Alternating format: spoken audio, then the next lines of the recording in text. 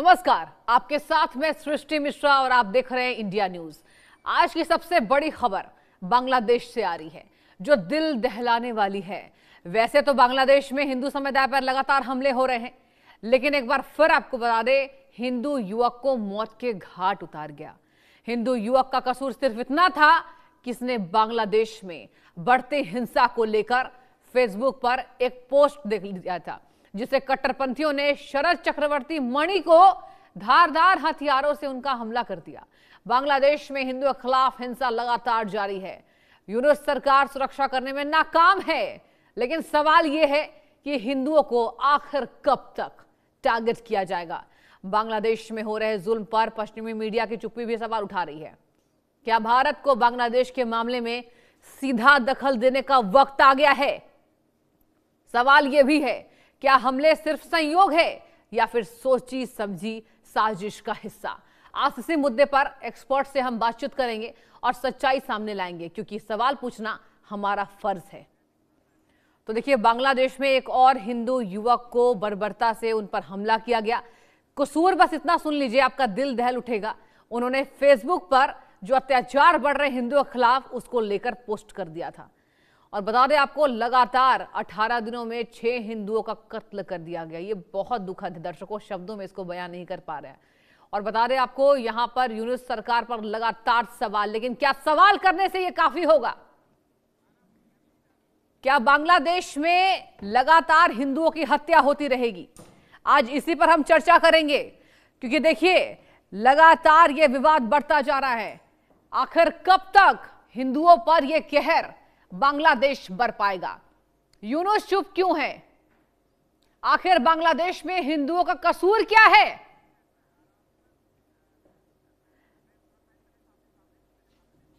लगातार बांग्लादेश में हिंदुओं के खिलाफ हिंसा लगातार जारी है। यूनुस सरकार सुरक्षा करने में नाकाम है। और देखिए, नाकामी इस हद तक, बता दें आपको, अगस्त 2025, एक बार आपको हम समझाते हैं। यूनुस सरकार सुरक्षा करने में नाकाम है, ये खबरें सामने आ रही, आपने देखा होगा। अगस्त 2025 तक 3,582 हिंसक घटनाएं दर्ज है। ध्यान से सुनिए, यूनुस को कमान के बाद 293 हत्या हुई है। बहुत बड़ा आंकड़ा। हिंदू महिलाओं से गैंगरेप जैसी घटना सामने आ रही है, शर्मनाक घटना। बांग्लादेश में हिंदुओं के खिलाफ हिंसा लगातार जारी है और हमारी नजर लगातार यूनुस सरकार सुरक्षा करने में नाकाम है। और देखिए, यह भी सामने बात आ रही है कि कोई गिरफ्तारी नहीं। 3,582 हिंसक घटनाएं दर्ज है, लेकिन कार्रवाई ठप है। यूनुस को कमान के बाद 293 हत्या। देखिए, बहुत बड़े आंकड़े हम आपको दिखा रहे हैं। हिंदू महिलाओं से गैंगरेप जैसी घटनाएं भी आम हो गई है। और देखिए, एक बार आपको हम हिंदू आबादी बताएंगे। देश के हिसाब से अफगानिस्तान में, बता दें आपको, 1947 में 1%, पाकिस्तान में 14.6%, बांग्लादेश में 28%। नीचे आइए, 2025, दर्शकों ये ध्यान से देखिए, 0.00। पाकिस्तान में 14 से घटकर 2.17। सोचिए, आप अंतर देखिए। और बांग्लादेश में 28% से घटकर 7.95%। ये तस्वीरें काफी है बताने में कि हिंदुओं के साथ क्या हो रहा है। और देखिए, 1947 से 2025, इतने सालों के भीतर हिंदू आबादी अफगानिस्तान, पाकिस्तान, बांग्लादेश, तीनों देशों का आपको हम दिखा रहे हैं। 28% से बांग्लादेश में हिंदुओं की संख्या घटकर 7.95 हो जाती है। पाकिस्तान में 14 से घटकर 2.17। अफगानिस्तान में 1 से 0। यह तस्वीरें काफी है बताने में कि अल्पसंख्यक की सुरक्षा बाकी देशों में नहीं है। और यही वजह है कि अब भारत को एक्शन लेना होगा, क्योंकि जनता लगातार गुहार किससे लगाए? प्रधानमंत्री नरेंद्र मोदी से। और आज हम इसी पर खास चर्चा करेंगे। उबाल है देश में, गुस्सा है, आक्रोश है। और चलिए, खास चर्चा में हम स्वागत करना चाहेंगे एचएस रावत, हिंदू धर्मगुरु हैं। बहुत स्वागत है। करोड़ी सिंह जी, विदेश मामलों के जानकार। सर, बहुत स्वागत है डिबेट में जुड़ने के लिए। पहले तो सर, क्या हो रहा है? पहले मैं एचएस रावत जी के पास जाना चाहूंगी।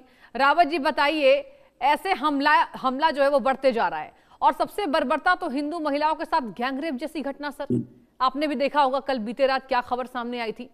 क्या कहे सर, कैसे एक्शन ले भारत सरकार? जी, सबसे बड़ी बात यह है कि भारत सरकार को समझना पड़ेगा क्या आईएसआई ने बांग्लादेश के अंदर अपने पांव पसार लिए अच्छी तरीके से। बिल्कुल। तो जो गजबाए हिंद है, हम्म। पैटर्न पे ये लोग काम कर रहे हैं। इनको पता था कि हिंदुस्तान के अंदर हम सफल नहीं हो पाएंगे। उन्होंने सिम्मी के माध्यम से और दूसरे स्लीपर सेल के माध्यम से कोशिश करी थी, लेकिन वो कामयाब नहीं हुए। हिंदुस्तान की हमारी एजेंसियों ने उनको सरेआम पकड़ा और आतंकवादी गतिविधियों में उनको बुक कर दिया।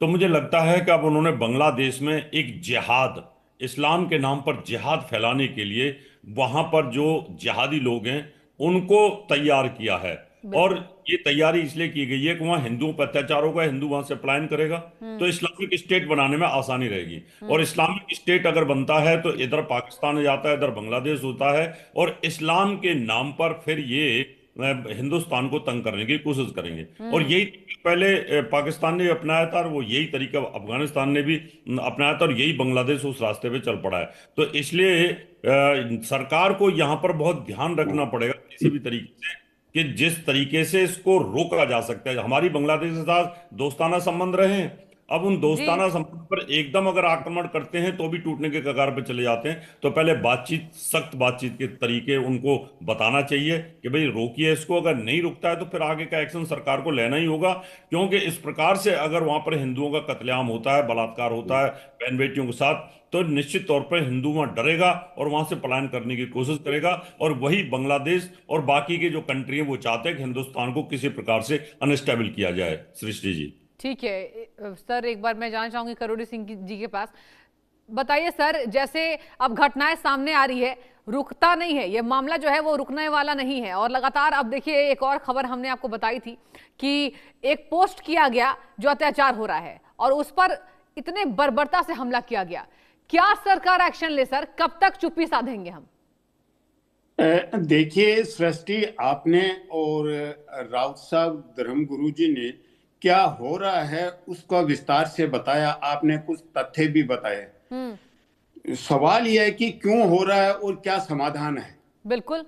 ये दो सवाल हैं। हम्म। वो इसलिए हो रहा है कि देखिए, जो अभी बांग्लादेश वाला पार्ट है उसमें अंग्रेजों के जमाने से ही एक बहुलवादी बंगाली तहजीब थी और एक इस्लामिक मजहब, दोनों के बीच में टकराट रहा है। अंग्रेजों के जमाने से रहा है, आज से नहीं है। हम्म। 47 में जो इस्लामिक कट्टरपंथी थे वो हावी हो गए और ईस्ट पाकिस्तान बना लिया जो आज बांग्लादेश है। और उस ईस्ट पाकिस्तान में बना, जैसा आपने बताया कि हिंदू बहुत लगभग 1/3 के करीब थे, और बिल्कुल। हिंदुओं की आर्थिक स्थिति जो मुसलमान थे उनसे ज्यादा अच्छी थी, ज्यादा मेहनती थे बिजनेस में भी और एग्रीकल्चर में भी। तो फिर हिंदुओं को वहां से डिस्प्लेस करना शुरू किया ईस्ट पाकिस्तान के जमाने में, पाकिस्तान के समर्थन से। तो वो डिस्प्लेसमेंट उस समय शुरू हो गया। लेकिन जिस तरह से ईस्ट पाकिस्तान का वेस्ट पाकिस्तान ने शोषण किया, दमन किया, अत्याचार किया, उसके विरुद्ध ईस्ट पाकिस्तान के लोग खड़े हो गए और उनको सहारा बना बंगाली तहजीब, बहुलवादी बंगाली तहजीब, जो 71 में सफल हो गई। अत्याचार हो रहा था बंगाली तहजीब के लोगों के साथ और इस्लाम के लोगों के साथ भी। लेकिन उस समय जमाते इस्लामी, जो इस्लामिक कट्टरपंथी थे, वो पाकिस्तान के दमन का समर्थन कर रहे थे। आज 55 साल बाद यह हो गई कि वो जनरेशन जिसने दमन सहन किया वेस्ट पाकिस्तान का ईस्ट पाकिस्तान में, और जिनने अत्याचार सहे, वो इतनी कमजोर हो गई है। नई जनरेशन आई है, उसको मालूम नहीं है कि कितना दमन और अत्याचार हुआ था हिंदुओं के साथ भी और मुसलमानों के साथ भी उस समय वेस्ट पाकिस्तान का। अब जमाते इस्लामी, उनको जो नई जनरेशन है जिन्होंने 71 का अत्याचार नहीं देखा, उसको मोबिलाइज कर रही है और मोबिलाइज करके माइनॉरिटी के विरुद्ध में वो उनको खड़ा कर रही है, क्योंकि उनको मालूम नहीं है।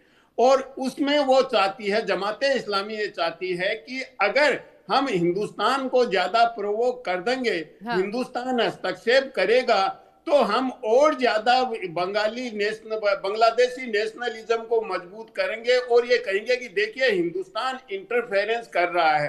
तो इस समय एक्शन क्या हो सकता है? देखिए अत्याचार तो हो रहा है, हिंदुओं की पॉपुलेशन कम हो रही है और आपस में मुसलमान भी आपस में लड़ रहे हैं, अवामी लीग के और जमाते इस्लामी।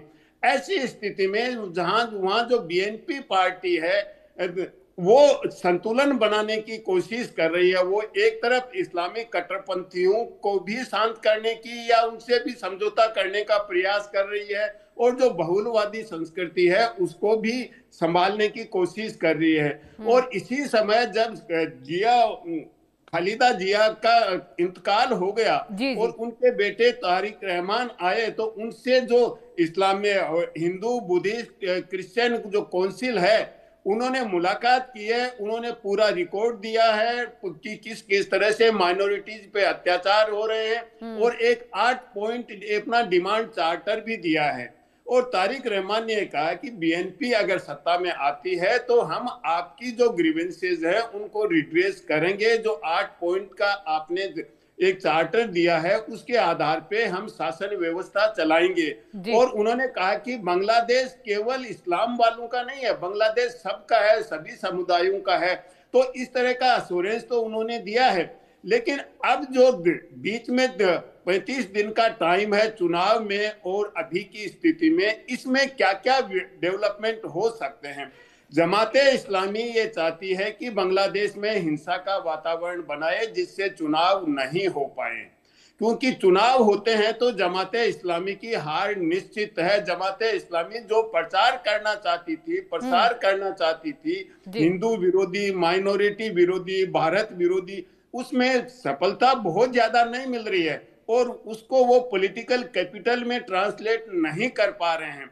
तो ऐसी स्थिति में वो चाहते हैं कि हिंसा फैलाएं, और उस हिंसा फैलाने में एक छात्रों का समूह है, पूरा छात्र तो नहीं, छात्रों का समूह है जिन्होंने एक अलग गठबंधन बनाया है, तो उनको भी तोड़ के अपने पक्ष में करना चाहती है। तो ऐसी स्थिति में अगर फरवरी में चुनाव होते हैं और रेफरेंडम होता है, दो चीजें साथ साथ होंगी। चुनाव में अगर बीएनपी जीतती है और आवामी लीग को जो कि अनाउंस कर दिया है कि चुनाव में भाग नहीं लेने देंगे, तो उस चुनाव का एक कोई महत्व नहीं होगा। एक बहुत बड़ा राजनीतिक दल ही नहीं, गठबंधन है जिसको हम आवामी लीग कहते हैं, और बांग्लादेश के गांव में उसका बहुत ज्यादा प्रभाव है, तो उसको चुनाव में भाग नहीं लेके तो चुनाव की वैधता भी संदिग्ध होगी। दूसरा, मान लीजिए चुनाव हो गए और बीएनपी जीत गई और रेफरेंडम में बांग्लादेश की जनता ने ये कह दिया कि जो जुलाई चार्टर है 26 पॉइंट का, जिस पे लगभग राजनीतिक सहमति है कुछ दलों को छोड़ के, उसको अगर वो रेफरेंडम में सफल नहीं होते हैं तो जो नए सुधार, राजनीतिक सुधार हैं वो लागू नहीं होंगे। अगर वो सुधार लागू नहीं होते हैं तो फिर से राजनीतिक अस्थिरता और ज्यादा गंभीर हो जाएगी। तो ऐसी स्थिति में भारत क्या करे? जैसे आपने कहा कि भारत को, और ज्यादातर हमारा मीडिया जनमानस ये कह रहा है भारत को हस्तक्षेप करना चाहिए, लेकिन भारत किस रूप में हस्तक्षेप करे? भारत एक तो यह कि बांग्लादेश की अंतरिम सरकार के संपर्क में है, और जो नई सरकार आने वाली है उसको भी भारत ने अपनी मंशा बता दी है कि भाई माइनॉरिटीज पे अत्याचार नहीं होना चाहिए, और वहां का माइनॉरिटीज की जो काउंसिल है उसने भी नई सरकार जिसकी संभावना है उनके नेताओं को ये बात बता दी है। तो एक तो यह है कि निरंतर संपर्क में रहें और स्थिति को बिगड़ने नहीं दें। दूसरा, भारत प्रत्यक्ष हस्तक्षेप करे। प्रत्यक्ष हस्तक्षेप मुझे लगता है बड़ी खतरनाक स्थिति हो जाती है भारत की सुरक्षा की दृष्टि से, और बांग्लादेश में और हालात बिगड़ने की, जो कि जमाते इस्लामी चाहती है, बिगड़ सकते हैं।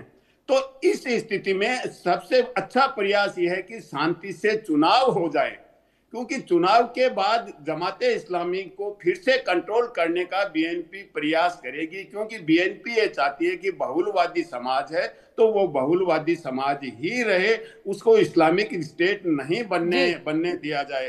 तो मुझे लगता है कि अगर चुनाव होते हैं तो कुछ सकारात्मक स्थिति बनेगी। जी सृष्टि। ठीक है सर, एक बार मैं एचएस रावत जी के पास जाना चाहूंगी। रावत जी, ये बताइए कि आपको लगता है कि हिंदुओं के साथ जो अलग अलग देशों में होता है, हम आए दिन तस्वीरें देखते हैं, तो यहाँ की जो चुप्पी है उसको हल्के में लिया जाता है, और ऐसे में क्या आपको लगता है कि संगठन को मजबूत होकर कुछ ऐसी कार्रवाई करनी चाहिए जिससे आसपास के जो देश है जहां हिंदू आबादी लगातार घट रही है उस पर एक डर का माहौल हो? क्या कहेंगे? देखिए सृष्टि सी, जैसा आपको संस्कार दिए जाते हैं, उन संस्कारों के साथ कोई भी धर्म जुड़ा होता है। बिल्कुल। इस जिहाद सिखाई जाती है तो वो जिहादी बन करके वो हम्म। इस सेकंड लार्जेस्ट बड़ा एक पंथ बन गया, धर्म बन गया, एक संगठन बन गया। हिंदुस्तान में सर्वे भवंतु सुखने की बात सिखाई जाती है, सबके लिए सम्मान सिखाया जाता है। हाँ। हमने सबको जगह दी है, सबको शरण दी है। यहाँ पर हमने तो दलाई लामा को शरण दी, हमने तस्लीमा नसरीन को भी शरण दी, और यहाँ पर सभी को हम यहाँ पर एक मेहमान के अतिथि के तौर पर देखते हैं। हम्म। तो इसलिए हम लोग कट्टरपंथी हो नहीं सकते। हम तो बिल्कुल। चेंटी की आपको पता है आटा खिलाते हैं। तो जो आदमी कट्टरपंथी हो नहीं सकता तो कट्टरपंथ की बात भी नहीं कर सकता। हम्म। इसलिए सरल और जो हिंदू धर्म में बहुत सहज है, इसलिए इस पे हमला होते हैं। हम्म। इस पर धर्मनिरपेक्ष लोग भी हमला करते हैं, इस पर मुसलमान भी हमला करते हैं, इस पर ईसाई भी हमला करते हैं, इस पर दूसरे लोग भी, बौद्ध भी हमला करने की कोशिश करते हैं। अब तो भिन्न भिन्न प्रकार के लोग इस पर हमला करते हैं हम्म। और उसको परिवर्तन कराने की कोशिश करते हैं साम दाम दंड भेद की नीति से। इसलिए मेरा ऐसा मानना है कि हिंदू धर्म को आसान होता है टारगेट करना। इसलिए पूरे विश्व में आप कहीं पर भी देखेंगे, हिंदू कहीं पर भी उपद्रव नहीं करता है। अभी आप यूरोप में देखेंगे, पूरी इस्लामिक जिहाद चल रही है, लेकिन वहाँ हिंदू भी कम नहीं है, लेकिन हिंदू चुपचाप बैठा रहता है और अपनी कमाई पे लगा हुआ है, अपना प्रोग्रेस पे ध्यान देता है। तो इसलिए बिल्कुल। मेरा मानना है कि हिंदू बहुत सॉफ्ट है, टारगेट है, इसको टारगेट करते हैं, हथियार उठाता नहीं है और जिहादी सोच नहीं है। इसलिए उन लोगों ने ये सोच रखा है बांग्लादेश में सॉफ्ट टारगेटेड है, इन पर हमला करिए, ये यहाँ से पलायन करेंगे, ये यहाँ से भागेंगे, और एक भय का वातावरण बनाया जा रहा है। तो मुझे लगता है सरकार को नीतिगत तरीके से, यानी बहुत ज़्यादा, जैसे अभी करोड़ साहब ने कहा कि अगर सख्त एक्शन लेते हैं तो वहाँ उपद्रव की स्थिति बन सकती है और उसका नुकसान वहाँ पर हिंदुओं को ही होगा, क्योंकि वो निहत्थे ही होते हैं, तो उनके घर में तो चाकू भी नहीं होता है। तो ऐसी सिचुएशन के अंदर मुझे लगता है सरकार को बड़े नीतिगत तरीके से इसको सुलझाना होगा। ठीक हम्म। बात है, चुनाव होते हैं, वहाँ बीएनसी आती है, तो निश्चित तौर पर इसका बेनिफिट कहीं ना कहीं मिलेगा। और बांग्लादेश के साथ हमें अभी मित्रतावत व्यवहार ही करना पड़ेगा जब तक सिर से पानी ऊपर ना चला जाए। सर, मित्रवत व्यवहार तो करना पड़ेगा, लेकिन इसी से जुड़े एक सवाल लूंगी मैं विदेश मामलों के जानकार करोड़ी सिंह जी से। सर ये बताइए, देखिए बांग्लादेश पर ठीक है अभी हम मित्रवत व्यवहार कर रहे हैं, लेकिन सॉफ्ट टारगेट तो हिंदुओं को बनाया जा रहा है। अब ऐसे में क्या चुनाव बहाना है, टारगेट पुराना है, क्या कहेंगे? देखिए सृष्टि, मैंने बताया टारगेट तो बहुत पुराना है बिल्कुल। और ये अंग्रेजों के जमाने का है। जी। क्योंकि जो आज का बांग्लादेश का पार्ट है, जैसे मैंने शुरू में ही बताया था कि वहाँ दो तरह की शक्तियां रही हैं। सामान्यतः हम ये मानते हैं कि मजहब होता है वो तहजीब का एक पार्ट होता है, संस्कृति का एक भाग होता है जी। लेकिन जो बांग्लादेश वाला पार्ट है वहाँ मजहब और बंगाली तहजीब दोनों में कन्फ्रंटेशन तो नहीं कह सकता, कंपटीशन रहा है अंग्रेजों के जमाने से ही।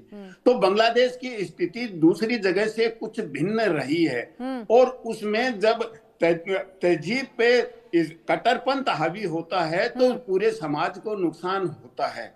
तो ऐसी स्थिति में देखिए, आपने बिल्कुल बिल्कुल सही कहा कि यह बहुत पुराना है, लेकिन इस समय जो हिंसा हो रही है वो माइनॉरिटी के साथ साथ आपस में मुस्लिम्स पे भी हो रही है। देखिए, जो अवामी लीग के नेता हैं या वर्कर हैं उनको भी मारा जा रहा है और इवन बीएनपी के नेता और वर्कर हैं उनको मारा जा रहा है। एक नेता की बेटी का घर जलाया तो उसकी 7 साल की बेटी भी जल गई, वो तो मुस्लिम थी। तो इसका मतलब यह नहीं है कि वो इस्लाम को स्पेयर कर रहे हैं। जो भी विरोध करता है कट्टरपंथ का उसको वो टारगेट बनाते हैं, अपनी ही कम्युनिटी के, अपने ही मजहब के लोगों को भी टारगेट बनाते हैं।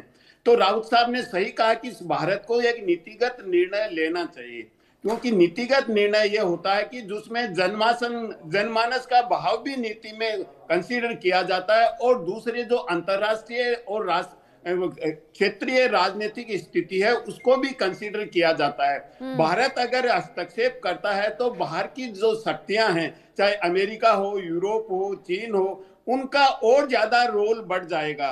दूसरा यह कि भारत की सुरक्षा और रणनीतिक हित भी बांग्लादेश में निहित है। सर, समय तो की कमी है, माफी को चाहूंगी। भी कैसे सर्व किया जाए ये भी नीति में ध्यान में सर, रखना बहुत शुक्रिया। होगा। समय की कमी है, माफी चाहूंगी। बहुत शुक्रिया आप दोनों का डिबेट में शामिल होने के लिए। और वक्त एक ब्रेक का, आप देखते रहिए इंडिया न्यूज।